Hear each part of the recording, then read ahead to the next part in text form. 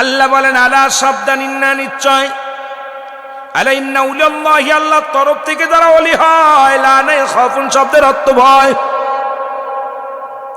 কোনো ভয় নাই, চিন্তা নাই, আপনার আমার ভয় আছে।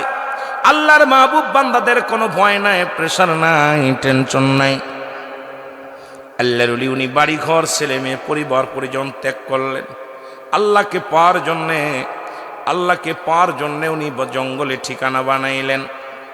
জঙ্গলে খায়, জঙ্গলে ঘুমায়, জঙ্গলে ইবাদতের মধ্যে থাকে, যায় নামাজের মধ্যে বয়া বয়া আল্লাহ আল্লাহ তসবিহ টেপে আর সদা সর্বদাই ডাকে, মালিক আমি অপরাধী, আমি গুনাহগার, কেমনে তোমার দিদার পায়, কেমনে তোমার সন্তুষ্ট করব আল্লাহ, তুমি এমন একটা পথ আমার অন্বেষণ করে দাও আল্লাহ, সন্ধান দিয়ে দাও, যে সন্ধানে যাইয়া তোমারে পাইব, জোরে বলো মারহাবা। জঙ্গলে বাস করে, এমন সময় গাছের লতা পাতা ফল ফলাদি খায়, চিন্তা করে আজ থেকে নিজে হাত দিয়ে পেড়ে খাবো না, নফস নষ্ট হয়ে যাবে। আমার এই হাত দিয়ে গাছের কত ফল, জঙ্গলের মধ্যে কত সুন্দর সুন্দর ফল, এই ফলগুলো আমার প্রাণে চায়। আপেলগুলো খায়, আঙ্গুরগুলো খায়, গাছের যত পেয়ারাগুলো খায়, সুন্দর সুন্দর ফলগুলো আমি পেরে খাই না, আজ থেকে আর পেরে খাবো না। আমি আল্লাহর গোলামি করব, যে ফলটা গাছ থেকে ঝরে পড়বে ওটাই খাবো। একটা ফল আমি হাত দিয়ে ছেড়ব না, কারণ ফলও আল্লাহ জিকির করে, ওই গাছের পাতায় পাতায় আল্লাহ জিকির করে। সুতরাং আমি আমার নফসকে দমন করে দিলাম, যতই খাবার চাক আমার নফস, আর নফসকে খাওয়াবো না। আজ থেকে আমার আল্লাহ যেটা আমার জন্য বরাদ্দ রাখবে, গাছ থেকে যেটা পড়বে ওটাই খাবো, এর একটা ব্যতিক্রম আমি করব না। জোরে জোরে বলেন মারহাবা। এইভাবে খাইতে লাগলেন। দীর্ঘ কয়েকটা বছর কেটে গেল জঙ্গলের মধ্যে।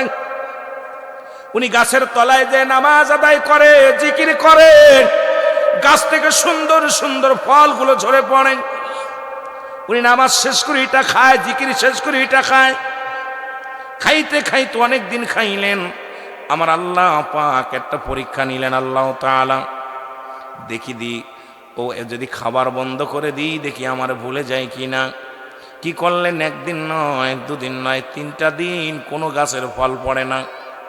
উনি যত গাছের গোড়ে, যে সমস্ত গাছের গোড়ে ইবাদত করতেন, যে কোনো গাছের গোড়ে নামাজ পড়ে আল্লাহর জিকিরে মাশগুল হয়ে যেতেন, এই 3টা দিন সকাল সন্ধ্যা কেটে যায়, একটা ফল উপরে না, উনি খাইতেও পারে না। উনি চিন্তা করে, আল্লাহ 3 দিন আমি অনাহারে, এখন ক্ষুধার যন্ত্রণা লেগে গেলেন। উনি ক্ষুধার যন্ত্রণায় একটা ফল আর নফসকে ঠেকাইতে পারে না, গাছ থেকে ফল পেড়ে খাইলেন। খাওয়ার সঙ্গে সঙ্গে যখন খাইলেন, খাওয়ার সঙ্গে সঙ্গে হঠাৎ মনে পড়ে গেল, আমি 3 দিন অনাহারে, এই 3 দিনে আমি নফসটাকে কন্ট্রোল করতে পারলাম না, আর গাছের ফল পেরে খালাম, মনে হয় বড্ড ভুল করে ফেলেছি। জোরে জোরে চিল্লায় বলা যাবে না আল্লাহু আকবার। এদিকে ওই মহল্লার মধ্যে বিশাল ডাকাতির এক সর্দার ডাকাত দল প্রবেশ করলেন। ডাকাতির দলগুলো প্রবেশ করে এ মুসলমান মানুষের মালামাল হরণ করলেন। আর ওই জঙ্গলের পাহাড়ের মধ্যে ডাকাতরা আশ্রয় নিলেন। বিশ্বাস সূত্রে খবর পাইলেন ওই দেশের কাজী হুকুম দিলেন, অমুক পাহাড়ে অমুক জঙ্গলের মধ্যে ডাকাতের আস্থানা কাটছে, মালামাল চুরি করে ওখানে নিয়ে গেছে, তোমরা তাদের ধরে আনো। ধরার জন্যে এলাকার সমস্ত নেতাকর্মীরা, প্রশাসনের বাইরা সবাই যখন গেলেন, ডাকাতির দল ধরলেন, হুজুরকেও ওই সাথে ধরলেন, হুজুরকেও ধরে নিয়ে চলে আসলেন। জোরে জোরে বলো আল্লাহু আকবার। আল্লাহর মাহবুব বান্দাকেও ডাকাতির সঙ্গে ধরে নিয়ে আসলেন। মুসলমান শুনে নাও, কাজী হুকুম দিলেন, যারা ডাকাতি করেছে প্রত্যেকের একটা করে হাত কেটে দাও, একটা করে পা কেটে দাও। আমার মহল্লায় যেন কোনো ডাকাতি না হয়, আমার মহল্লায় যেন মানুষের কোনো কষ্ট দেয়া না হয়। একটা ডাকাতির একটা করে হাত কেটে দিবা, পা কেটে দিবা। হুকুম হলো, সবার একটা করে হাত কাটা হলো। এরপরে আল্লাহর ওলি, আল্লাহর মাহবুব বান্দার একটা ডান হাতটা কেটে ফেলা হলো। যে হাতটা দিয়ে ফল পেরেছিলেন ওই হাতটা কেটে ফেলা হলো। এর মধ্যে ডাকাতির একজন লোক, ওর মধ্যে একজন লোক, কয়েকজন লোক আল্লাহর ওলি মাহবুব বান্দাকে চিনে ফেলেছে। সঙ্গে সঙ্গে ডাক দে বলে, এ ভাই তুমি কার হাত কাটলা? তুমি কি জানো যে ব্যক্তির হাত কেটেছে উনি চোর নয়, উনি কোনো ডাকাতির সাথের লোক নয়, উনি একজন আল্লাহর মাহবুব বান্দা। তোমরা তার শুধু শুধু হাতটা কাটলে এর বিচার আমার আল্লাহর দরবারে তোমাদের পেতে হবে। কঠিন বিচারের সম্মুখীন হবে, বিচার কঠিন গজবের মধ্যে পড়ে যাবে। তোমরা তাড়াতাড়ি ক্ষমা চাও, মাপ চাও, নইলে তোমাদের বিপদ। জোরে জোরে চিল্লায় বলা যাবে না আল্লাহু আকবার। কাজীর দরবারে চলে গেলেন, কাজী সাহেবকে ডাকা হলো। বিচারক মুসলমান যায় বলেন, হুজুর সর্বনাশ, আপনি হাত কাটতে বলেছেন, পা কেটে বলেছেন, ডাকাতদের একটা করে হাত একটা করে পা কেটে দিছি, কিন্তু হুজুর সর্বনাশ একটা হয়ে গেছে। এখানে একজন দরবেশ আল্লাহর মাহবুব বান্দা, তিনি ডাকাতদের সরদার নয়, ডাকাতদের সাথীও না, ডাকাতদেরকে চেনেও না, তবু তাদের সঙ্গে আমরা গ্রেপ্তার করে আনছিলাম, তারও একটা হাত কেটে ফেলেছি, হুজুর বেয়াদবি হয়ে গেছে। উনি বলেন তাড়াতাড়ি আমার কদমের মধ্যে নিয়ে আসো। ওনার কাজীর কদমের মধ্যে নেওয়া হলো। কাজী বলে, হুজুর আমাকে মাফ করে দেন, আমি আপনাকে চিনতে পেরেছি। আগে যদি আপনার চেহারা দেখতাম কখনোই হুকুম দিতাম না, কারণ আপনাকে আমি চিনি, আপনি আল্লাহর একজন মাহবুব বান্দা। এখন আমার সন্তানেরা, আমার ছেলেরা ভুল করে ফেলেছে, আপনার একটা হাত কেটে দিয়েছে। কাজী বলার সঙ্গে সঙ্গে আল্লাহর ওলি বলে, বাবা তোমাদের কোনো দোষ নয়, এটা আমার কপালের দোষ, কারণ এই হাত দিয়ে আমি প্রতিজ্ঞা করেছিলাম, আল্লাহ আমার এই হাত দিয়ে আমি একটা ফল পেড়ে খাবো না, এই হাতটা দিয়ে আমার নফসকে ফল পেড়ে খাওয়াইছি, সুতরাং এই হাতটা কেটে নিচে কাটার জন্য আমি দায়ী, এই হাতটা রাখার দরকার নাই। যে হাত দিয়ে আমি ফল পেড়ে খেয়েছি, আমার আল্লাহ সঠিক বিচারই আমার সঙ্গে করেছে। জোরে জোরে চিল্লায় বলা যাবে না আল্লাহু আকবার। ধোঁকা তো আল্লাহর মাহবুব বান্দাদের দেওয়ার জন্য শয়তান সবসময় লেগে থাকে। আপনার কাছে যাবে না, শীত আপনাকে খালি গায়ে, অনেক পোলাপান আছে তারা খালি গায়ে থাকবে, ঠান্ডা লাগবে না। শীতের সময় ঢাকা শহরে দেখবেন অনেক মেয়ে ছেলে পাতলা কাপড় পরে আছে, তাদের শীত লাগে না, কিন্তু যে ব্যক্তি নামাজ পড়ে সে কম্বল গায়ে দিয়ে ঘুমায়, কারণ ওই সকাল যখন ফজরের নামাজের সময় হয়ে যায়, কারণ তারে ঠান্ডা এমনভাবে ঠান্ডা আক্রমণ করে যাতে করে কম্বলটা ফেলে দিয়ে নামাজে না যায়। জোরে বলেন ঠিক কিনা? মুসলমান, ঠান্ডা পানি দেখেন অনেক পোলাপান পানি নিয়ে সেনতেছে, গোসল করে, ওদের কাছে শয়তান যাবে না নামাজি ব্যক্তিকে গোসল করা ঠেকানোর জন্য এমন ভীতি দেখাইবে। নামাজি ইমানদার ব্যক্তিকে পানি এমন ঠান্ডা দেখাইবে, কয়েক টিপের পানি দিস নি, এটা প্রচন্ড গরম, টিবল চাপ দিতে গেলে কয়টা গরম দরকার নাই, কারণ ইমানদারের পিছে লাগায় কাজ হলো মাস্টার ইবলিসের। জোরে বলেন ঠিক কিনা? আমার ভাইয়েরা, আমার বন্ধুরা, আমার যে কথা বলতেছিলাম, ওনার হাত কাটা হয়ে গেল। হাত কাটা দরবেশ ওনার কাছে ক্ষমা চেয়ে চলে গেলেন। উনি রাতের অন্ধকারে আমার আল্লাহ তাআলার এমন খুশি করেছিলেন, এমন পাগল ছিলেন মুসলমান, শুনে নেন। একদিন হঠাৎ আল্লাহর ওলি ঘরের মধ্যে বয়া বয়া ওনার কাপড় সেলাই করে, নিজের কাপড় নিজেই সেলাই করে। হঠাৎ করে একজন আশিক ভিতরে ঢুকে গেলেন, যায় দেখ আল্লাহর ওলি দুই হাত দিয়ে কাপড় সেলাই করে। জোরে জোরে চিল্লায় বলেন সুবহানাল্লাহ। আর একটু জোরে বলা যাবে না? বড় আশ্চর্য হয়ে গেলেন। উনি বলে, হুজুর বেয়াদবি মাফ করবেন, আমি হুকুম না নিয়ে, অনুমতি না নিয়ে আপনার কামরার মধ্যে ঢুকেছি, যেখানে আপনি ইবাদত করেন। আমরা জানি আপনার একটা হাত না, এখন আমি নিজ চোখে দেখে গেলাম দুটি হাত আপনার। এই দুই হাত দিয়ে আপনাকে কি সেলাই করতে, কাপড় সেলাই করতে দেখলাম, হাকিকতটা কি বলেন? হুজুর বলে, বাবা তোমরা যেহেতু জেনে গেছো, শোনো, শরিয়াতে আমার আল্লাহ তাআলা আমার ভুলের কারণে ওই মানুষ দিয়ে একটা হাত কাটাইছে, কিন্তু আল্লাহকে আমি এতভাবে রাজি খুশি করেছি, যখন আমি কোনো কাজকর্মে যাই, যখন ডান হাতটা কেটেছো, খাবার খাইতে গেলে আমার আল্লাহ ডান হাতটা ব্যবহার করে লাগায় দেয়। আবার এমন আল্লাহ ফেরেশতা দিয়া তোমরা যা দেখেছো সঠিকই দেখেছো, তবে আমি আর তোমাদের চক্ষু আড়ালে চলে যেতে চাই, চোখের সামনে থাকতে চাই না। তোমরা যেহেতু আমাকে চিনে ফেলেছো, বুঝে ফেলেছো আমি একমাত্র আল্লাহর গোলাম, আল্লাহ পাকের আল্লাহর পাগল, সুতরাং আল্লাহর দ্বীনের জন্য আমি রওনা হয়ে গেলাম। জোরে জোরে চিল্লায় বলেন মারহাবা। হাত কাটা পীরের হাত। সব লোকজন দলে দলে আসতে লাগলেন কামেল পীরের কাছে, দলে দলে আসতে লাগলেন, বায়াত গ্রহণ করতে লাগলেন। দলে দলে সবাই বলে, হুজুরের হাত কাটলো, হুজুর হাত পেল কোথায়? হাতটা আসলো কোথা থেকে? ও মুসলমান শুনে যাও, সুতরাং আল্লাহর মাহবুব বান্দা যিনি হয়ে যান, আল্লাহর তরফ থেকে আল্লাহ পাক তারে কোনোটা কমতি রাখে না। আল্লাহ পাক এমনভাবে গোলামের উপরে রাজি খুশি হয়ে যায়, ওই গোলামের চাইতে দেরি আমার আল্লাহর দিতে দেরি নয়। জোরে বলেন মারহাবা। আর একটু জোরে জোরে চিল্লায় বলেন আল্লাহু আকবার। এই জন্য আল্লাহর ওলিগণ মরে না। যারা কামেল পীর, আল্লাহর নবী বলেন মেরকাত সরে মেরকাতে 10ম খণ্ড 722 নম্বর পৃষ্ঠা, তাফসীরুল বায়ান 5ম খণ্ড 524 নম্বর পৃষ্ঠা, রাসূল বলে আলা সাবধান, ইন্না নিশ্চয়, আলা ইন্না উল্লাহি, আল্লাহর তরফ থেকে যারা ওলি হয়, লা ইয়ামুত, তাদের মৃত্যু নাই, ও তার মাটিতেও খায় না, জমেও সই না, নবীর প্রেমিক যে জনা, তার মাটিতেও খায় না, জমেও সই না, নবীর প্রেমিক যে জনা।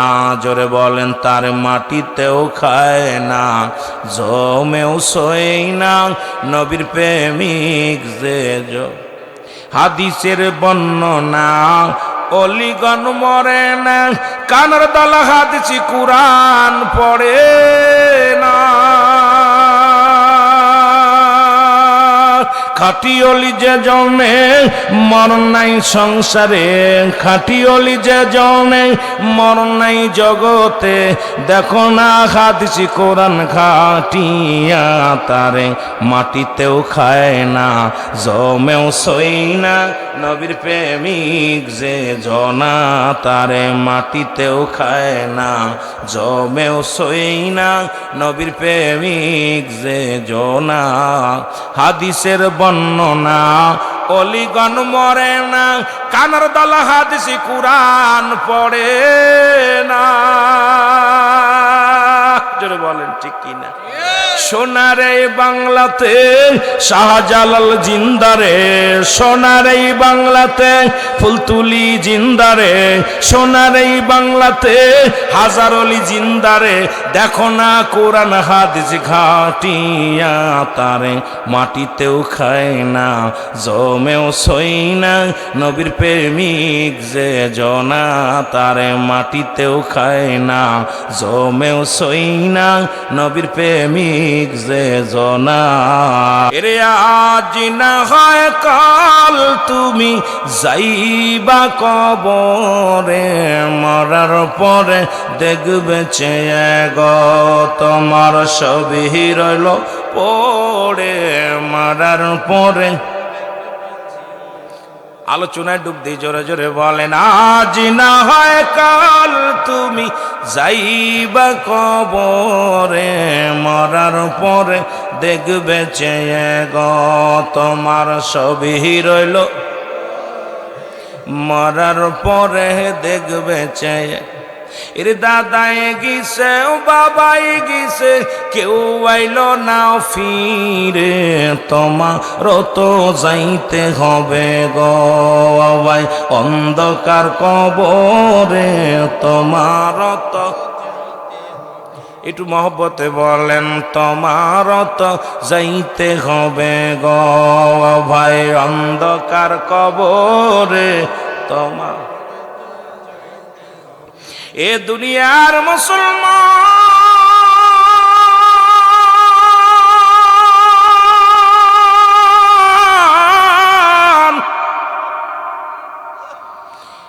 এর পৃথিবীর মধ্যে আসার একটা সিরিয়াল আছে, যার কোন সিরিয়াল নাই রে। দেখা যায় দুনিয়ার মধ্যে দাদা জিন্দা, নাতি নাই, বাবা জিন্দা, সন্তান নেই। সন্তানের লাশ বাবার কাঁধে, বাবার লাশ সন্তানের কাঁধে। এত মস্তানি কিসের রে বাবা? এত কেন দাম?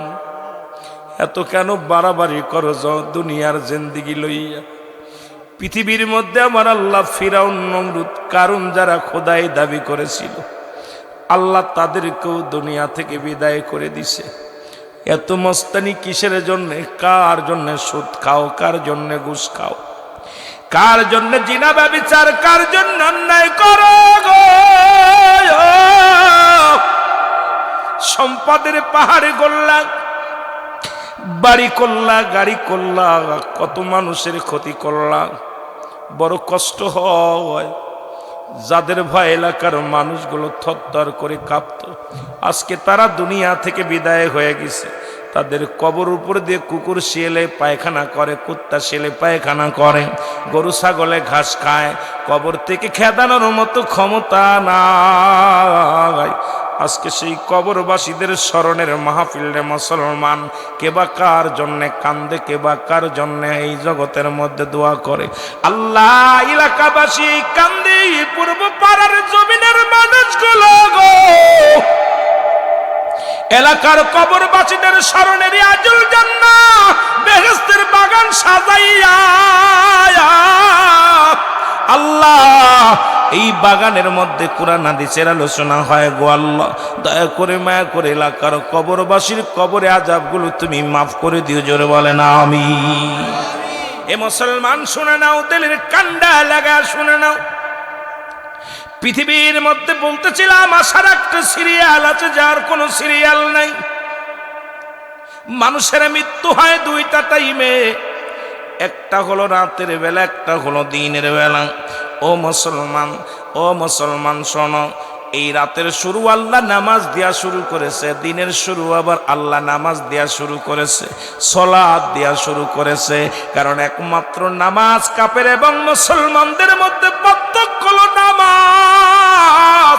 সেই নামাজ নিয়েও দেখলাম গতকালকে নিউজ দেখলাম গো, আমাদের দেশে তথাকথিত কিছু আলেম বলতেছে নামাজ পড়লে জান্নাতে যাবে এমন কোন দলিল পৃথিবীর কেউ দেখাইতে পারবে না। নামাজ জান্নাতের সার্টিফিকেট, জান্নাতের চাবি কেউ বললে এটা মানতে পারে নাই। আরে কোথায় হাত লাগাইলা শোনো গো, সেই মুসিবতের জামানা, গজবের আগের জামানায় মসজিদ ছিল কাঁচা, মানুষের ঈমান ছিল পাকা। বর্তমান জামানায় বাড়ি গাড়ি মসজিদ হয়েছে পাকা, মানুষের ঈমান একেবারে ফাঁকা। জোরে জোরে বলেন ঠিক কিনা? যত অত্যাধুনিক হচ্ছে, যতই বাবারে সৌন্দর্য বাড়ছে, ততই আল্লাহর প্রতি ঈমান হারায় ফেলছি, রাসূলের প্রতি ঈমান হারায় ফেলছি। বড় কষ্ট রাসূলের জন্য সাহাবীরা জীবন দিয়া গেছে, নবীর প্রেমে গো যারা জীবনকে বাজি রেখে রাসূলের প্রেমে যারা জীবন দিয়া গেছে রে, আজ যদি সেই জামানা হতো বড় কষ্ট হয়। আমাদের মানুষ ইমানদার পাওয়া বড় দুরস্কার হয়ে যেত, জোরে বলেন ঠিক কিনা? রে আজ না হয় কাল তুমি যাইবা কবরে, মরার পরে দেখবে চেয়ে গো তোমার ছবি রইল,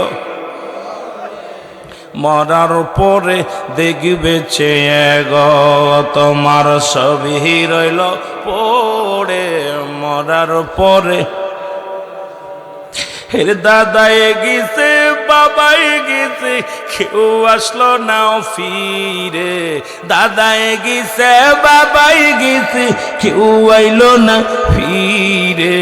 তোমার তো যাইতে হবে গো বাবাই অন্ধকার কবরে, তোমার তো যাইতে হবে গো ভাই অন্ধকার কবরে, তোমার তো যাইতে হবে গো। এ দুনিয়ার মুসলমান,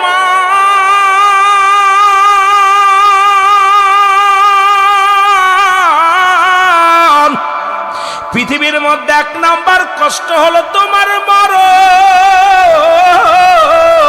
দুই নাম্বার হলো কবর, তিন নাম্বার হলো কিয়ামতের ময়দান। বাবারা দিলের কান্ডা লাগা শুনে নাও, এই মরণের কথা বলতে গেলে বড্ড কষ্ট হয়। পৃথিবীর মধ্যে সকল রোগের ওষুধ পাইলাম, মরণ রোগের ওষুধ নাই রে। এই রোগের ওষুধ পৃথিবীর কোন ডাক্তার দিতে পারবে না, পৃথিবীর কোন এমপি দিতে পারবে না, কোন মন্ত্রী দিতে পারবে না। তুমি যেখানেই থাকো না কেন আজরাইল তোমারে খুঁজে বাইর করবে। মুসলমান শোনো, সব চাইতে সহজ মৃত্যুটা হয়। আল্লামা মুফতি আমজাদ আলী সাহেব একটা কিতাব লাগলো, কিতাবের নাম বাহারে শরিয়াত।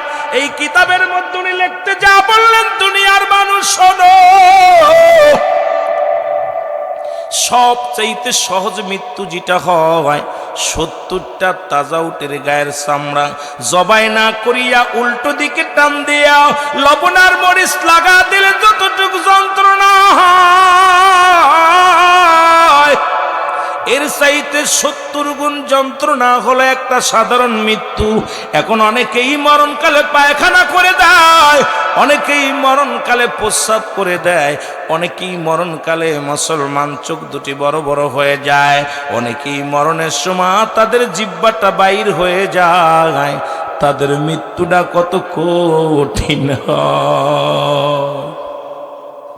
কত মানুষের জানাজা পড়াইলাম, কত মানুষের কাফন পরাইলাম, কত মায়ের গোসল করাইলাম।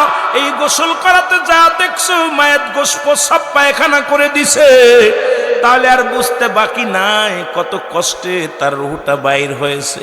এই রকম আমি আপনি চলে যাব দুনিয়া থেকে রে মুসলমান। এই জন্য মরণের আগে মরে দেখো একবার, চোখ দুটি বন্ধ করে দেখো, পৃথিবীর কেউ তোমার নয়। একটু চিন্তা করো, জোরে জোরে চিল্লায় বলেন আল্লাহু আকবার। আমার মরণ আসিবে কখন কেউ তো জানি না, আমার এই আমি চলে যাব, আমায় তোমরা ভুইলা যাইও না। আমি চলে যাব, আমায় তোমরা না। আমার মরণ আসিবে কখন কেউ তো জানি না, আমার মরণ আসিবে। টাকা পয়সা দালান কোটা যাহা করেছি সব কিছু পেলাইয়া আজি একাই চলেছি রে। আমি সব কিছু পেলাইয়া আজি, আমি যাবার কালেও ভেবে দেখি আমার কেহ নাই। আমি যাবার কালেও ভেবে দেখি আমার কেহ নাই, আমার মরণ আসিবে। আরো জোরে বলেন আমার মরণ আসিবে কখন কেউ তো জানি। ডানে ও বামে মাটি আমার মাটির বিছানা, ডানে ও বামে মাটি। এই পৃথিবীর আপন যারা আপন কেহ নয়, এই পৃথিবীর আপন যারা আপন তোমার নয়। আপন যেজন শুয়ে আছে সোনার মদিনায়, বলেন আপন যেজন শুয়ে আছে সোনার মদিনায়। এ দুনিয়ার মুসলমান,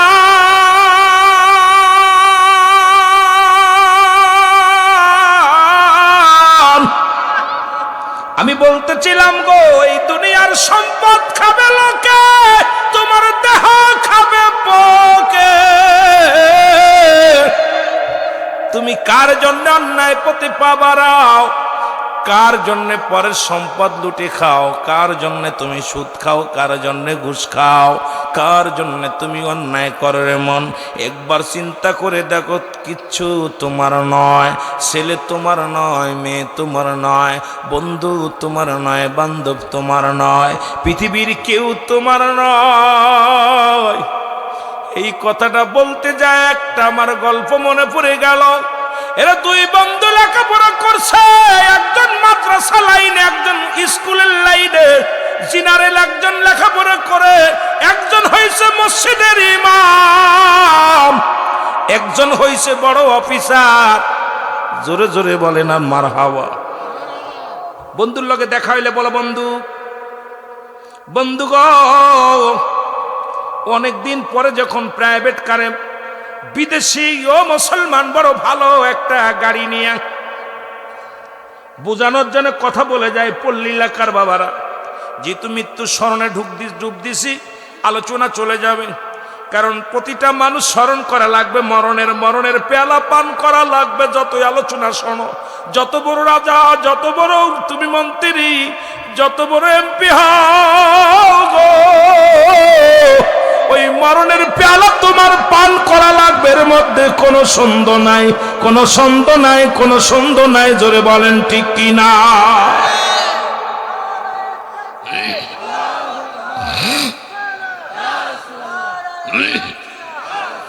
এ মুসলমান বন্ধুরা শোনো,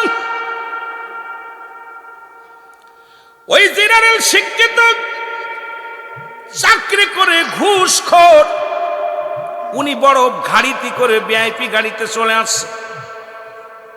বন্ধুকে দেখে আলেম সাহেব চিনে ফেলেছে, মুসলিম ইমাম সাহেব। আসসালামু আলাইকুম। আরে দোস্ত তুই অমুক না? কিছু তোর তো ভালো চিনতে পারলাম না, তুই কে? আরে তুই আমার চিনিস নাই? আমি তো অমুক। কো বাল্যকালের বন্ধু, বাল্যকালের বন্ধু, দুই বন্ধুর। তা কোথায় গেছিলি? কয় তুই কি করিস? কয় দোস্ত আমি তো, আগে তোর খবর কা, তুই কোথা থেকে? আমি তো ঢাকাতে আসলাম। অমুক শহর। কি করি? চাকরি করি। আরে দোস্ত বেতন 1 লাখ টাকা। এই দেখ গাড়ি কিনেছি, এ কিনেছি, ও কিনেছি।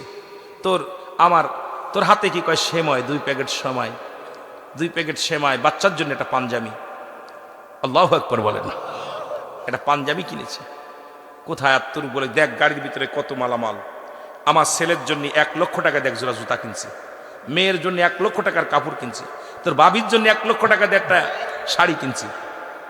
তুই সারা জীবনই ফকির থেকে গেলি, সারা জীবন তোর জীবনে এই ফকরেমি গেল না, তোর জীবনে এগুলো ছাড়তে পারলি না। তোরে সেই সময় বলছিলাম এই হুজুরগিরি ছেড়ে দে, তুই নামাজ রোজা, তোর নামাজ পড়ে হয়েছে কি? ইমান তাজা করে হয়েছে কি? দেখছি আমি তো নামাজ পড়ি না, রোজা রাখি না, ঠিক মতো চলি না, আল্লাহ আমার কতটা দিয়েছে। তুই যে নামাজ পড়ে পালি কি? তুই আল্লাহর পাইছস? কষ্টটা দিয়ে দিস, দেয়া বল দোস্ত তুমি সব কিছু কিনছো, তোমার বিবি তোমার না, তোমার মেয়ে তোমার না, তোমার বিবি তোমার না, তোমার ছেলে তোমার না, তুমি যাচাই করো। বলে কেমনে যাচাই করবো বলো? বলে তুমি যাচাই করবে কেমনে? শোনো, আমি বাড়িতে যাব, আমার একমাত্র একটা মেয়ে একটা ছেলে, আমার ছেলেটা আমাকে সালাম দে আসসালামু আলাইকুম বাবা, মেয়েটা সালাম দে আসসালামু আলাইকুম বাবা। 5 ওয়াক্ত নামাজ পড়ে আমার ছেলে, আমার বিবি পর্দা করে, আমার মেয়েটা পর্দা করে। আল্লাহ পাক ওই যেটুকু বেতন পায় এইটুক দিয়ে হালাল খাদ্য খায়, এটা দিয়ে আমার জীবন জীবিকা অর্জন কি করে চালায়। আর যেটুকু রয়েছে এটা দিয়ে সামান্য, আজকে আসার সময় তোমার ভাবি বলল টাকা পয়সা নাই, তোমার জন্য একটা পাঞ্জাবি নিয়ে আসবা।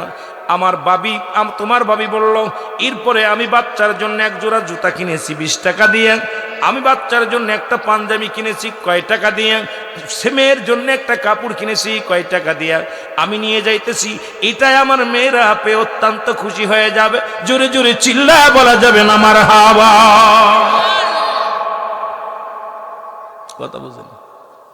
কি করছে? এই তো আমাদের ফকির ফেরেও পড়ে না। তো চলো একটু দেখে আসি, বাড়ি ঘুরে বন্ধুরে নিয়ে যায়, বাড়ি থুয়ে আসি। ইমাম সাহেব বাড়িতে ঢুকার সঙ্গে সঙ্গে ইমাম সাহেবের সালাম দিছে, আসসালামু আলাইকুম বাবা। বলতে বাবা এটা আমার বন্ধু, তোমার আঙ্কেল হয়। সালাম, পায়ে হাত দিয়ে সালাম দিছে। সুবহানাল্লাহ বলেন না? পায়ে হাত দিয়ে সালাম দিছে। ভদ্রলোক দেখতেছে কিরে, 2টা মেয়েটা দৌড়ে এসে সালাম করলেন, কদমবুসি করলেন, কদমবুসি দৌড়ে এসে কদমবুসি করলেন, মেয়েটা এসে কদমবুসি করলেন, ছেলেটা এসে কদমবুসি করলেন। উনি আশ্চর্য হয়ে গেলেন, আমার ছেলে তো আজপর্যন্ত তোমার পায়ে হাত দিয়ে কদমবুসি করলো না, মেয়েটাও করলো না। এরপরে কাপড় আনছে, আব্বু আমার জন্য আনছে, আব্বু এত দামি তো আনছে আব্বু। সালাম আব্বুর হাত থেকে নিয়ে বুকের সাথে টেনে দিচ্ছে, আব্বা আমার জন্য কত কিছু আনছেন। পাঞ্জাবিটা হাতের মধ্যে নিয়ে চুমা খাইতেছে, আমার আব্বু আনছে। মেয়েটা কাপড়টা নিয়ে হাতের মধ্যে চুমা দিছে, আমার আব্বু আনছে। কষ্ট পেয়ে উনি চলে গেছে। কইবে চল তোর বাড়িতে যাই। সুবহানাল্লাহ বলেন না? কাপড় নিয়ে বিবিরে দিছে। উনি দাঁড়ায় কয়ে যে এটা আমার বন্ধু। ছেলে এসে দাঁড়ায়, ড্যাড কে? তোমার আঙ্কেল। ও আঙ্কেল, কথা বুঝেননি? শিখাইছে যেটা ঠিক, ড্যাড বাপ শেখায় না, ড্যাড শিখাইছে। এখন আয়া জুতা জিরা দিছে, কয় বাবা জুতা কত? 1 লক্ষ। বাবা এই জুতা মানুষই পরে 1 লক্ষ টাকা, ওই যে 2 লক্ষ টাকা জুতা না নিয়ে নিয়ে যাও, এ পড়বো না। ছেলে বলতেছে, মেয়ে বলতেছে বাবা তোমার জন্য বাবা 1,50,000 টাকা দিয়ে 1 জোড়া একটা কাপড় আনছি অনেক সুন্দর, এই লেঙ্গার ট্যাঙ্গার কিনে নিয়ে আসি, খুব সুন্দর। বাবা এই কি মানুষ পড়ে? এ তো আমাদের বাড়ি ফকিরও পড়ে, এ কি কাঁদছো বাবা? এ সেই দামি কাপড়ে জমকরা পড়ছে।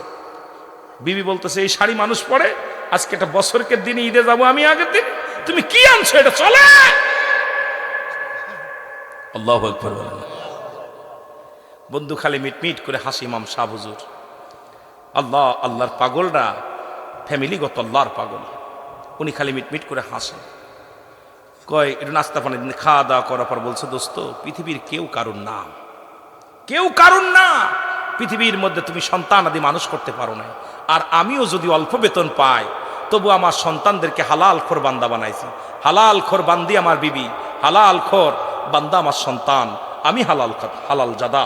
সুতরাং আমার সন্তান যেটুকু পায় এটুকু খুশি, আমার বিবি যেটুকু পায় সেটুকু খুশি। আর দেখছেন সালাম, দেখছেন আমার বিবির, আমার সংসারের অবস্থা দেখছেন? তা কয় দেখলাম তো একটু জ্ঞান আইছে, জ্ঞানী মানুষের জ্ঞান আইছে। উনি বলতেছে একটা কাজ করো, কয় তারপরও আমার ছেলের আমার অনেক ভালোবাসে, মেয়ের আমার ভালোবাসে। ইমাম সাহেব বলে, তোর বন্ধুর বন্ধু শোনো, তোমার ছেলে ভালোবাসে সম্পদের জন্য, মেয়ে ভালোবাসে সম্পদের জন্য, তোমার বিবি ভালোবাসে সম্পদের জন্য। যখন সম্পদ থাকবে না, টাকা পয়সা থাকবে না, তোমারে কেউ ভালোবাসবে না। একবার পরীক্ষা করে দেখো। কই কেমনে দেখবো? পরীক্ষাটা হলো, তুমি মৃত্যুর ভান ধরো, আমি তোমাকে প্রমাণ করে দিই। মৃত্যুর ভান করবা, তুমি মরণ হয়ে পড়ে থাকবা, আমি বলবো সাপে কাটছে তোমারে সাপে কেটেছে, মারা গেছে। এখন যদি কোনো ব্যক্তি এই মুখ দিয়ে তার সাপের বিষটা তুলে নেয়, সে মারা যাবে, এই লোকটা বাঁচা যাবে। দেখবো তোমার জন্য যদি কোনো ব্যক্তি মরতে চায়, তাহলে মনে করবা এই দুনিয়ার চাইতে তোমার আপনজন তোমার বেশি ভালোবাসতো। জোরে জোরে বলো মারহাবা। দোস্ত তুই কি বলিস? আমার মেয়ে আমাকে অনেক ভালোবাসে, ছেলে আমাকে অনেক ভালোবাসে। তোর ভাবিতে একটা রাত আমার তুই থাকতে পারে না। তোর ভাবি যদি এক রাত আমি বাইরে থাকি, দ্বিতীয় রাত্রে পাগল হয়ে যায়। অত্যন্ত ভালোবাসে। কয় ভালোবাসে কেমন? পরীক্ষা করি। পরীক্ষা উনি ঠিক আছে মরার ভান ধরে পড়ে গেলেন। ওনাকে দৌড়াই যে খবর দিছে, ভাবি সর্বনাশ। সাহেব তো ঘুরতে গেছিল এদিকে, এই মাঠের দিকে, বনের দিকে ঘুরতে গিয়েছিল, ঘুরতে যায় সাপে কামড় মারছে। আর এমন সাপে কামড় মারছে, উনি দৌড়াই যে হুজারে বলছে, হুজা সাপ, আমার বন্ধুর কিন্তু সাপে কামড়াই নাই, আপনি খালি যায় বলবেন যে সাপে কামড় দিছি, এই বিষ উঠানো আমার দ্বারাই সম্ভব না, এই বিষটা যে তুলে নিবে সে মরে যাবে আর উনি বেঁচে যাবে। আপনি খালি এই কথাটা বলবেন, আর কোনো কথা বলার প্রয়োজন নেই। যে হাতা সিং করে বাড়ি নিয়ে গেছে, হুজারে ডেকে নিয়ে আসে। এখন হুজা এক সর্বনাশ, কাম সারছে, এ বিষ আমার দ্বারাই সম্ভব না উঠানো। কি হয়েছে? বলে না এটা সম্ভব না, কিছুতেই সম্ভব না। বলে কি হয়েছে? এই তো মারাত্মক সাপে কামড় দিছে, যে সাপে কামড় দিছে এই সাপের বিষ পৃথিবীর কোনো হুজা এটা তুলে নেওয়া সম্ভব না। এখন বাবি বলে, ভাই আমার অল্প বয়স, কেবল একটা বাচ্চা হয়েছে, দুইটা বাচ্চা, এখনো আমার এই বয়সে যদি স্বামী মারা যায় বিধবা হয়ে যাব, ছেলের দেখবে কিনা, মেয়ের দেখবে কিনা, তাড়াতাড়ি এটা ব্যবস্থা করেন।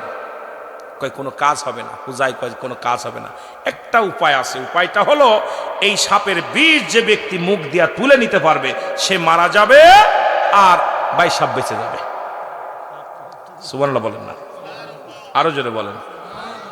এ মুসলমান গভীর মনোযোগ।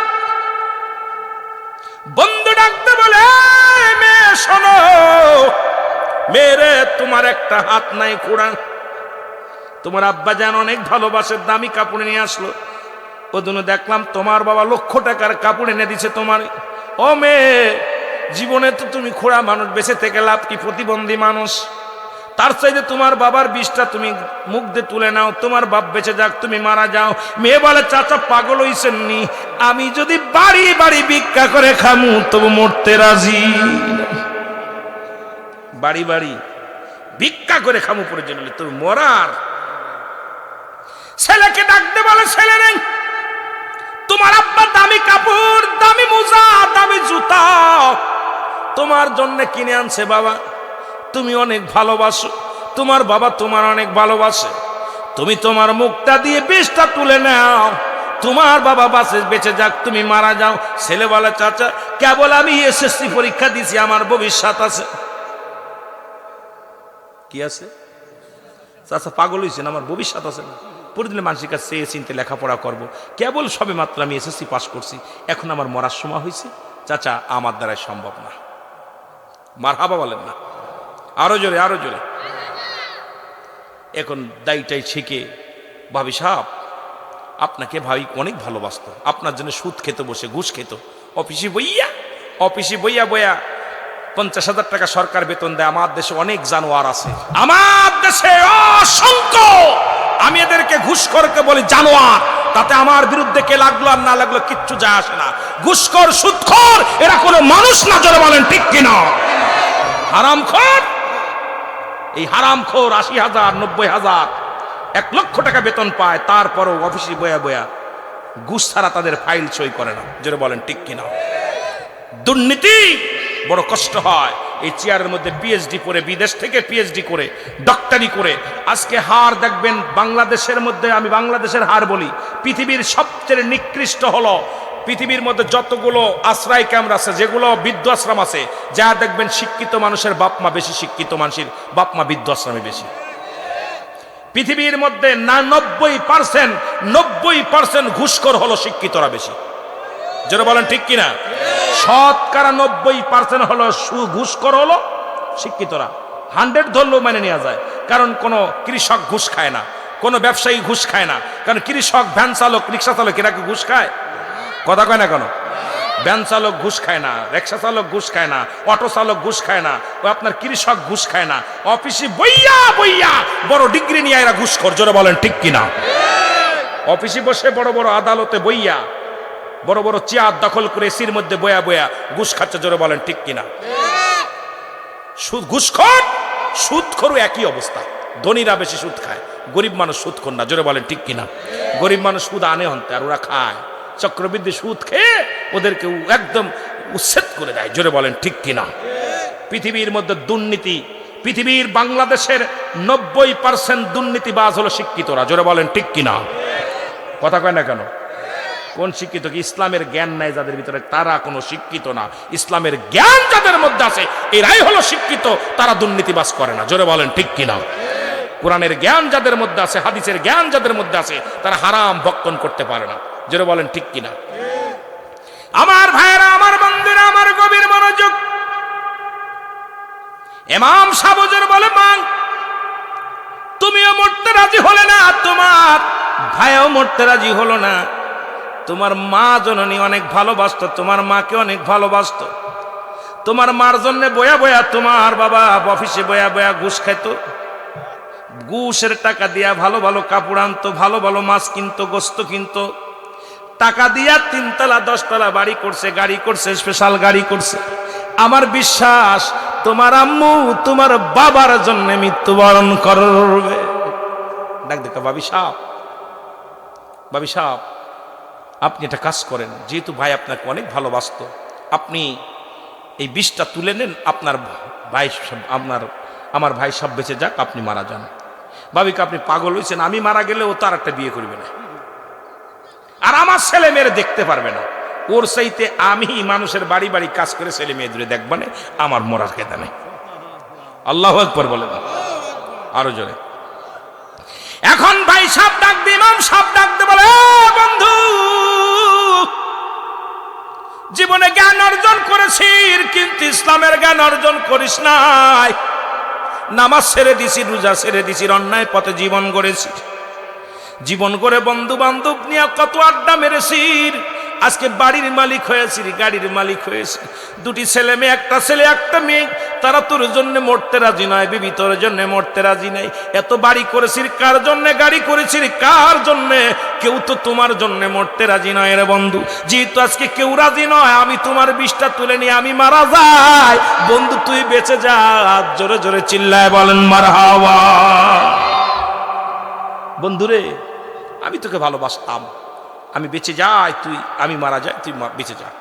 সঙ্গে সঙ্গে বন্ধু লাফ মেরে উঠে বলে, আরে আমার ছেলেরা, তোমাদের জন্য আমি এত অন্যায় করেছি, নামাজ পড়ি নাই, আমি সঠিক পথে চলি নাই, অন্যায় পথে জীবন গড়েছি, টাকা পয়সা রোজগার করেছি তোমাদের জন্য, তোমাদের মুখে হাসি ফোটানোর জন্য। আজকে দেখলাম বিবি আমার না, ছেলে আমার না, মেয়ে আমার না, তোমরা সবাই যার যার এই নাম, আর জীবনে আমি একদিনও আর অন্যায় পথে থাকতে রাজি নাই। ডাকতে বলে, ইমাম সাহেব, আমারে তুই তওবা করে দে, আমার বাকি জীবন আমি আমার মাওলারে বলবো না, বাকি জীবন আমি এক ওয়াক্ত নামাজ ছাড়বো না, বাকি জীবনে একটা মিথ্যা বলবো, বাকি জীবনে আমি কোনোদিন আর অসৎ পথে চলবো না, আর জীবনে আমি সংসার চাই না, ছেলে চাই না, মেয়ে চাই না। আরে আমি দেখলাম আজকে দুনিয়ার জিন্দেগিতে কেউ আমার নয়, আমার জন্য কেউ মরতে যেহেতু রাজি নয়, ওই মুসিবতের দিনে যেদিন আমার নেকির জন্য আমি ধরা পড়ে যাব গো, কেউ আমার একটা নেকি দেবে না।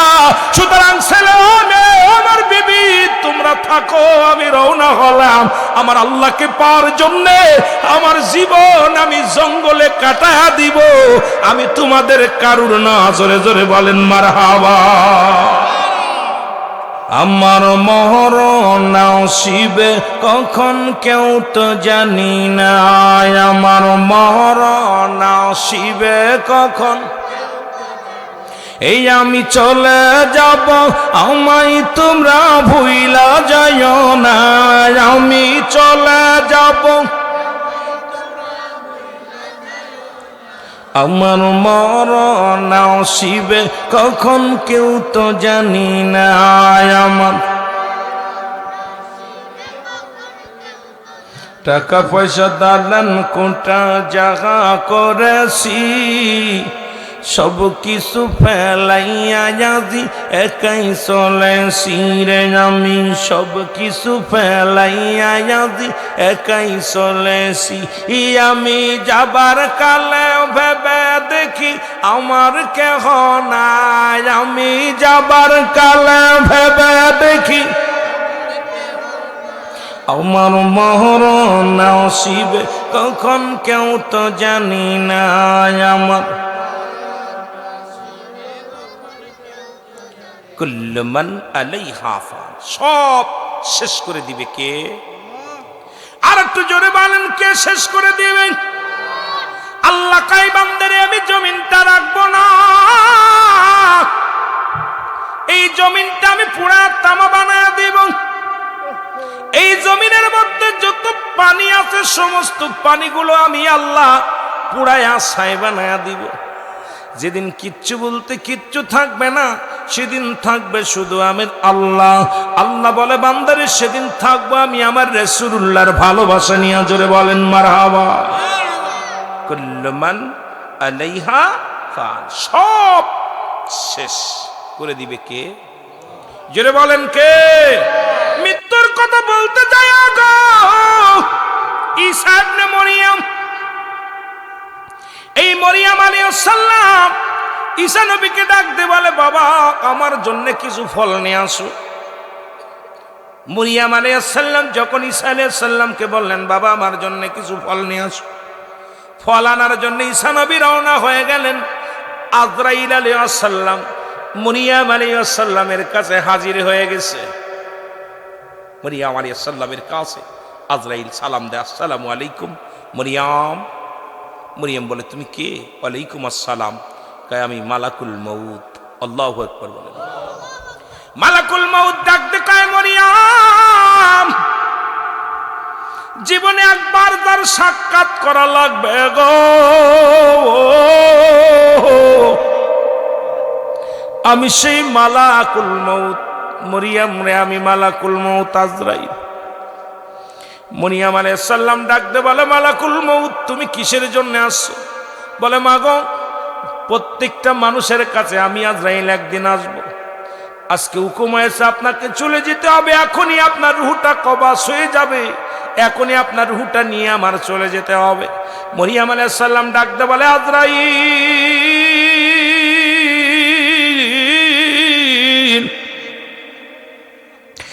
তুমি আমার রূহটা নিয়ে যাবার। আজরাইল কোনো দুঃখ নাই, কোনো দাবি দেওয়া নাই, তবে একটু সুযোগ দাও, আমার কলিজার টুকরা ঈসা আলাইহিস সালাম ফল আনার জন্য বাইরে গেছে, একটু আসতে দাও, আসলে পারে আমার সন্তানের সঙ্গে একটু কথা বলি, এরপরে আমার রূহটা নিয়ে যাও।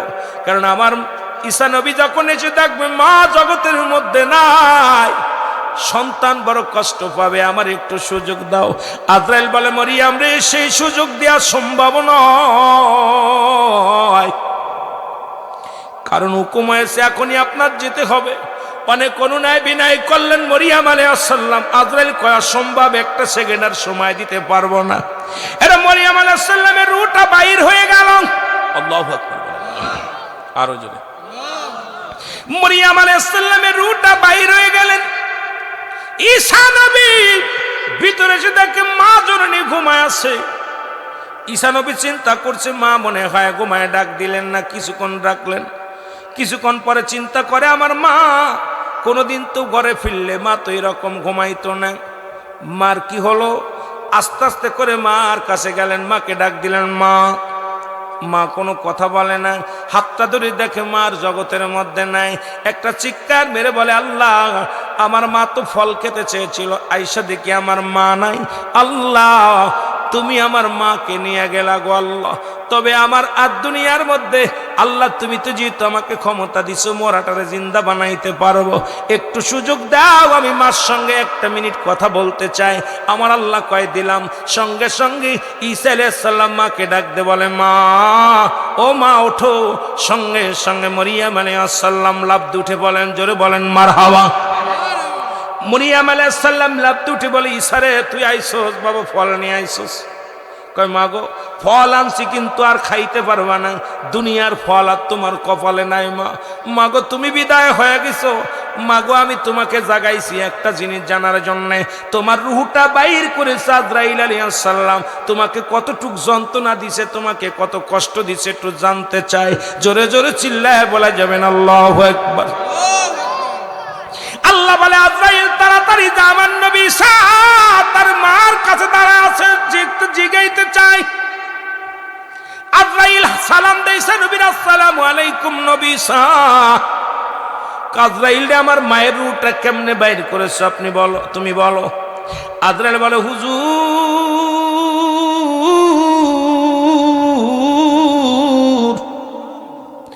এই জমিনের মধ্যে থাকে আমার পা, আসমানে থাকে আমার মাথা মুবারক। পৃথিবীর মধ্যে সবার রূহ আমি বাইর করার জন্য জমিনের মধ্যে আসি না। এই পৃথিবীর সমস্ত পানি যদি আমার মাথায় ঢেলে দেয়, একটু পানি জমিনের মধ্যে গড়াইয়া পড়বে না। এরে আমি আজরাইল এত বড় দানব রে, আমি আজরাইল আপনার মায়ের রূহটা নিছি। ওরে মায়ের বুকে দুধ খাইতে খাইতে সন্তান যেমনি ঘুমায়া যায় গো, মায়ের বুকের দুধ খাইতে খাইতে সন্তান যেমনি ঘুমায়া যায়, আপনার মায়ের রূহটা আমি এমনি বাইর করেছি, এমনি আসানে বাইর করেছি। আপনার মাকে কোনো কষ্ট দিই নাই। এর ঈসা নবীর মা মরিয়ম ডাক দে বলে বাবা ঈসা রে, এই মৃত্যু যদি এত কঠিন হয় রে বাবা ঈসা, এই দুনিয়ার মধ্যে তোমাকে আসতে, তুমি যদিও দুনিয়ার মুখ দেখার সময় যত কষ্ট পেয়েছি রে বাবা, এই পৃথিবীর মধ্যে আমার গায়ের যন্ত্রণা যায় নাই রে। আমার সমস্ত দেহটা জর্জরিত হয়ে গেছে। আজরাইল কি কয়, আমার রূহটা আসনের সঙ্গে নিচে, এই যন্ত্রণা যদি এত কঠিন হয়, যাদের সঙ্গে আজরাইল দুর্ব্যবহার করবে, যাদের রূহটা নেওয়ার সময় চোখ দুটি বড় বড় হয়ে যাবে, যাদের রূহটা নেওয়ার সময় জিহ্বা বাইর হয়ে যাবে, যাদের রূহটা নেওয়ার সময় একটা অঙ্গ পড়ে যাবে, যাদের রূহটা নেওয়ার সময় পায়খানা প্রস্রাব করে দিবে, তাদের রূহটা কত কঠিন, কত যন্ত্রণা দিয়া নিবে। জোরে বলেন ঠিক কিনা? সহজ মৃত্যুটা হলো এটা। এ মুসলমান, এক নম্বর হলো মরণ, দুই নম্বর হলো কবর। আল্লাহু আকবার। আজকে কবরবাসীদের স্মরণের মাহফিল। দুই নম্বর হলো কবর।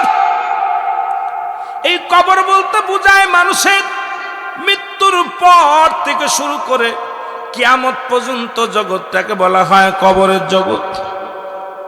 কিয়ামত পর্যন্ত জগৎটাকে বলা হয় কবরের জগৎ। আল্লাহু আকবার। মুসলমান অনেকে আগুন দিয়ে পুড়ায়া দেয় কবরের ভয়ে। কবরের ভয়ে একজন আলোচনা শুনে সন্তানদের বলতেছে, ও আমার ছেলেরা, আমার মেয়েরা শোনো, ওলামা ইকরাম কবর ওয়াজ করছে, কবরে সাপ আইব, কবরে বিশ্ব আইব, কবরে আগুন দেয়া হইব, কবরের ভিতরে কঠিন আযাব হইব। আমি তোমার বাবা হয়ে বলতেছি, আমি যেদিন মারা যাব, পৃথিবীর কোন কবরে আমাকে দিবা না। পৃথিবীর কোনো কবরে আমাকে দিবা না। এ মুসলমান শোনো, আমি মারা গেলে আমারে পুড়াইয়া, আগুন দিয়া পুড়াইয়া ছাই বানাবা। এই সার আর্ধেক ফেলাই দিবা সাগরের মধ্যে, আর্ধেক ফেলাইয়া দিবা জঙ্গলের মধ্যে, যাতে করে আমাকে কেউ খুঁজে না পাইতে পারে। এই ছাইগুলো উনি মারা গেলেন, মারা যাওয়ার পর উনার লাশটা আগুন দিয়ে পুরানো হলো, ছাই বানানো হলো। আর্ধেক ছাই সাগরের মধ্যে ফেলা হলো, আর্ধেক ছাই কোথায় ফেলা হলো মুসলমান শুনে নাও, বনের মধ্যে, জঙ্গলের মধ্যে ফেলা হলো। আমার আল্লাহ ডাক দিয়ে কয়, ও জিবরিল ধরে যা, ফেরেশতারা ধরে যা, ছাইগুলো কুড়ায় আনো। সাগরের ছাইগুলো একত্রিত করলেন, ওই না মুসলমান জঙ্গলের ছাইগুলো একত্রিত করলেন, করে যখন ওনাকে বললেন ওকে আবার তুমি বানাও, ওনাকে বানানো হলো। একত্রিত কুরিয়া ছাই থেকে যখন ওনাকে আবার বানানো কি বানা হলো, তৈয়ার করা হলো, ওনাকে বললেন, ওনাকে জিগাও ফেরেশতা উনি কেন মুসলমান হয়ে যেত ওনার বডিখানা পুরাইতে বলল। উনি বললেন, ও ফেরেশতা শোনো, এই দুনিয়ার মধ্যে কবরে আযাব শুনেছি, কবরে বড় ভয়াবহ আযাব হবে। কবরে যখন শোয়া দিবে মুনকার নেকির আসবে, কবরে যখন শোয়া দিবে নোমান ফেরেশতা আসবে, ওই কবরে ডান পাশের মাটিগুলো বাম দিকে চাপ দিবে গো, ওই কবর উপরের মাটিগুলো নিচের দিকে চাপ দিবে, নিচের মাটিগুলো উপরের দিকে চাপ দিবে। ওই কবরে আযাব আমি সইতে পারবো না। এই কারণে আমার সন্তানদের বলেছি আমাকে পুড়ায়া তোমরা বর্ষ করে দিবা। এরে আমার আল্লাহ ডাকতে কয়, ফেরেশতারা রে, ওরে আমার বান্দা কবরের ভয়ে এই কাজ করেছে, যেহেতু কবরের ভয় তার অন্তরে জাগছে রে, আমি আল্লাহ তারে ক্ষমা করে দিলাম, নাজাত দিয়ে দিলাম। জোরে জোরে চিল্লায় বলা যাবে না মারহাবা। এ মুসলমান শুনে নাও, ওই কবরটা দ্বিতীয় বিপদ হলো কবর। কবরে যখন শোয়াবে, ওই কবরের ভিতরে ওই মুনকার নেকির ফেরেশতা আসার আগে রে মুসলমান আসবে একজন ফেরেশতা, তার নাম হলো নুমান ফেরেশতা। নাম কি? নুমান ফেরেশতা আসবে, ডাক দিয়ে উঠায় বলবে, বান্দা এই দুনিয়ার বুকে তুমি না 40 বছর 50 বছরের হায়াতের জিন্দেগি ছিল, পানির জন্য, খাবারের জন্য, চলার জন্য, তোমার কথা বলার জন্য, দেখার জন্য এক একজন ফেরেশতা নিয়োজিত ছিল। সবাই যখন বিদায় নিল, আজরাইল আলাইহিস সালাম তোমার রূহটা বাইর করে আনলো। তোমার আপনজনেরা তোমারে কি করলো? তোমারে দাফন করে দুনিয়া থেকে বিদায় করে দিল। এখন আমি নাম নুমান ফেরেশতা, আমি তোমাকে জিন্দা করলাম, কিয়ামত পর্যন্ত আর তোমার মরণ নাই। এই কিয়ামত পর্যন্ত তোমাকে আজকে আমি রূহটা কবরে দিয়ে গেলাম। এর নুমান ফেরেশতার হাতের মধ্যে 2 টুকরা কাপড় থাকবে গো মুসলমান শোনো। 2-4 ঘন্টার ওয়াজ কয়েক মিনিটে করে চলে যায়। এ মুসলমান, 2টা কাগজ থাকবে হাতের মধ্যে, এর 1 টুকরা কাগজ দিয়ে বলবে, বান্দাই নাও, তুমি 40 বছরের জিন্দেগি, 50 বছরের জিন্দেগি, 80 বছরের জিন্দেগি, কত রাকাত নামাজ পড়েছো, কত জায়গা মাহফিলে বসেছো, কত জায়গা দান ধ্যান করেছো, কত জায়গা জিকির করেছো, কতটা ভালো কাজ করেছো, সব নাও। বান্দার হাতের মধ্যে দিয়া বলবে, এটা লেখা শুরু করো। বান্দা বলবে, আমি লিখতে জানি না, আমার লিখবো কেমনে, আমার কাছে কলম নাই। এর নুমান ফেরেশতা ডাক দিয়ে বলবে, বান্দা তোমার ডান হাতের ওই শাহাদাত আঙ্গুল মুবারক হলো তোমার কলম। এই ডান হাতের শাহাদাত আঙ্গুল মুবারক হবে তোমার কলম। এই কলম দিয়ে তুমি লেখো। এ মুসলমান, আমার দেশে অনেক আলেমরা এই হাতে চুন দিয়া পান খায়। আমি তোদের পায়ে ধরে বলে যাই রে মুসলমান, যে আঙ্গুল দিয়া শাহাদাত আঙ্গুল মুবারক দিয়া রাসূল আকরাম সাল্লাল্লাহু আলাইহি ওয়াসাল্লাম চন্দ্রকে দিয়ে খণ্ডিত করেছিল, আর আমার যুগের বাবারা তোমরা সেই ডান হাতের মধ্যে চুন লাগায় আঙ্গুলে দিয়া পান খাও। এর এই আঙ্গুলের মর্যাদা দাও, এই আঙ্গুল কবরের মধ্যে লেখনীয় কলম হবে। সুতরাং এই আঙ্গুলটার মর্যাদা আগে জানতে হবে। জোরে জোরে চিল্লায় বলেন ঠিক কিনা? তোমার ডান হাতের শাহাদাত আঙ্গুল মুবারক হলো তোমার কলম। বান্দা বলবে, আমি কলম পাইলাম, কালি পাবো কই? ডাকতে বলবে, ফেরেশতারে কালি পাবো কই?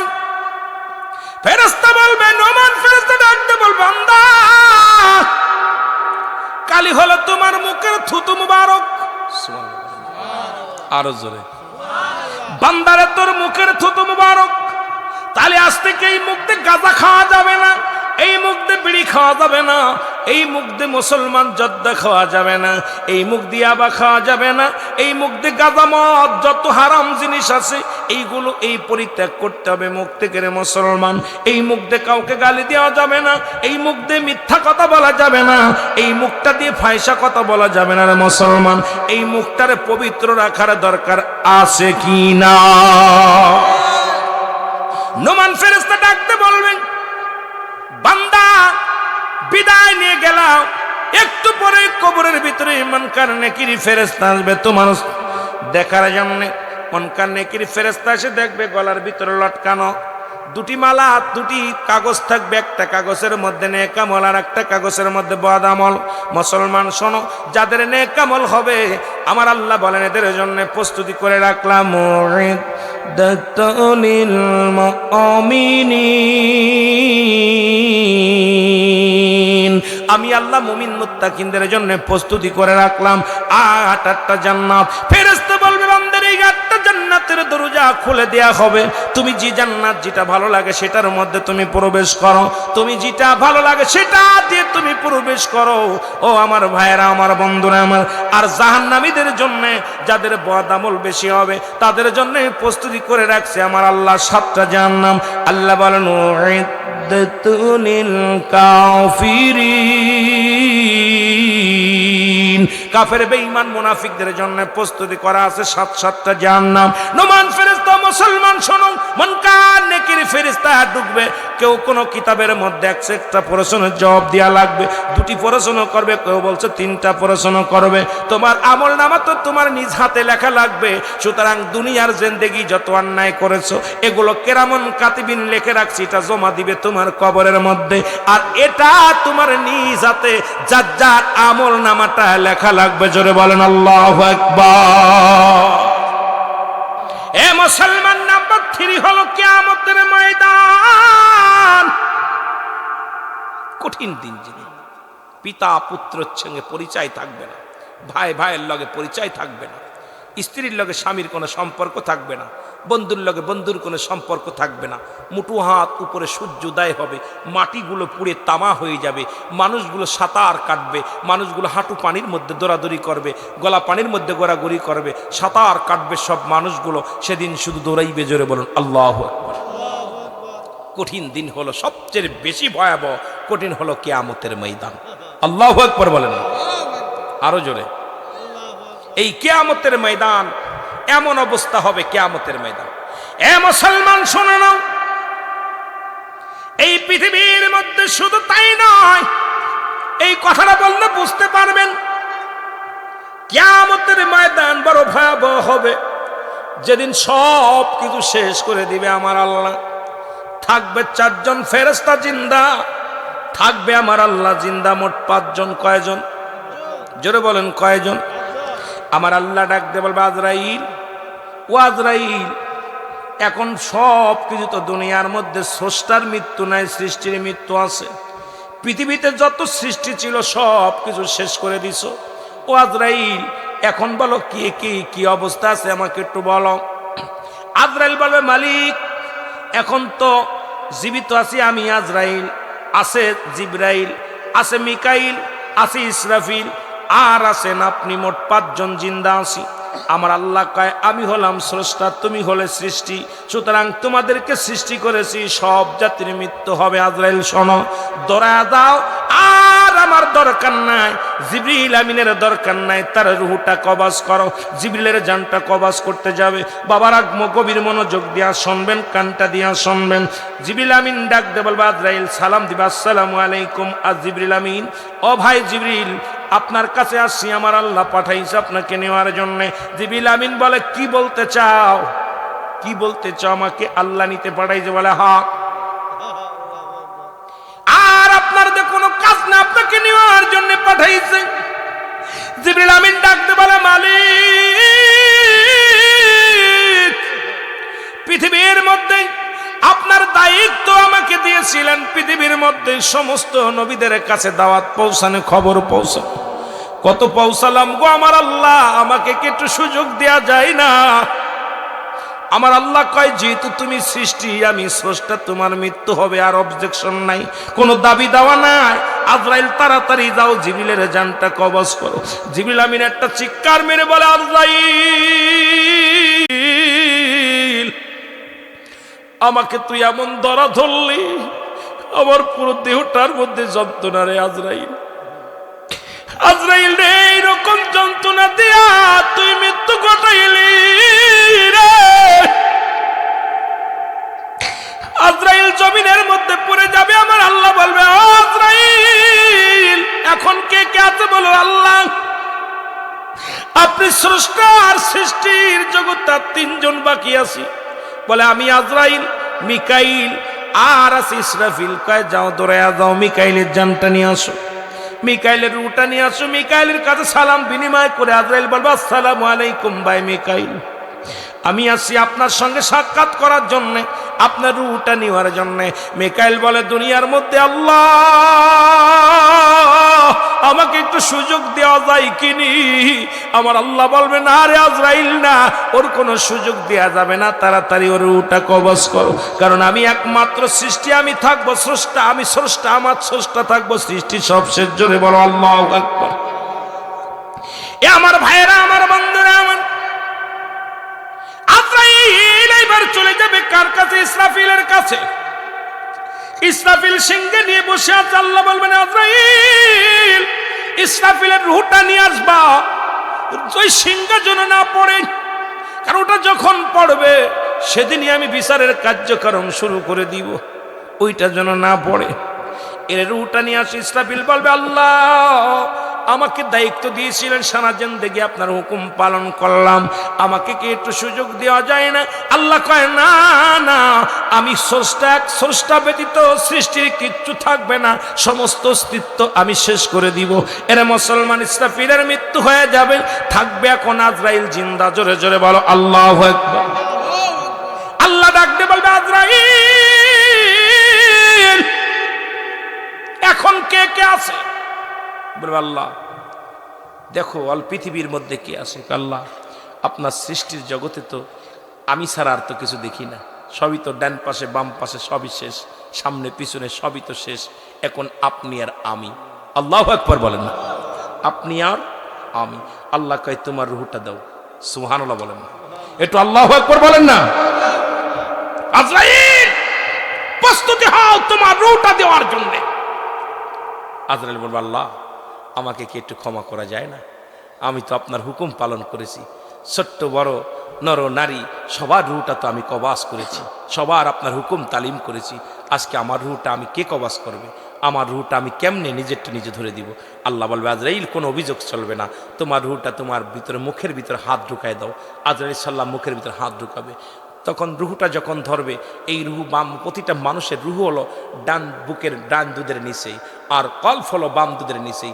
বাম দুধের নিচেই একটা হাড়ের নিচে একটা গোস্ত, আরবিতে বলে কলব, ইংলিশে বলে হার্ট, বাংলায় বলে হৃৎপিণ্ড। এটা যাদের পবিত্র, সমস্ত দেহরাজ্য পবিত্র। আর মানবদের ডান দুধের নিচেই হলো মানুষের এই আপনার কি রুহু। জোরে বলেন না মারহাবা, আরো জোরে বলেন।